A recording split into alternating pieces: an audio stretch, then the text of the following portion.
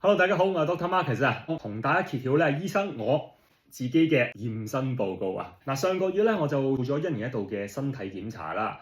今次咧都有驗自己嘅肝功能嘅。點解咁關注自己嘅肝功能咧？可能大家都知道啦，我經常咧都要出差啊，去第二度旅行啊，拍啲旅遊節目咁樣嘅。美食當前咧，通常咧去到外地咧都會食同埋係咁食嘅，所以咧每一次咧都會睇下咧每一年自己嘅肝功能咧有咩變化。托賴啦，咁多年以嚟咧個指數咧都係咁理想嘅，肝功能咧都係非常之健康嘅。最大原因除咗係喺生活作息方面咧自己盡量健康之餘咧，另外一個原因就係我咁多年咧都有食健肝素啊。我食健肝素咧將近咧差唔多有10年嘅時間啦，每一日咧我都會食2粒嘅，有時咧會飯前食啦，有時咧會飯後食。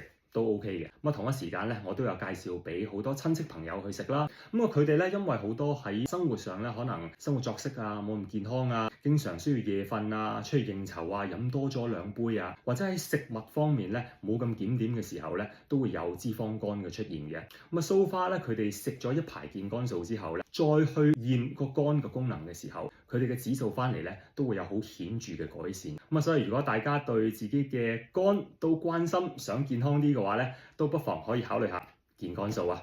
好啦，今次咧就同大家介紹住咁多先，下次咧有咩好嘢嘅話咧，就會第一時間同大家再分享翻嘅。好，我哋下次再見，拜拜。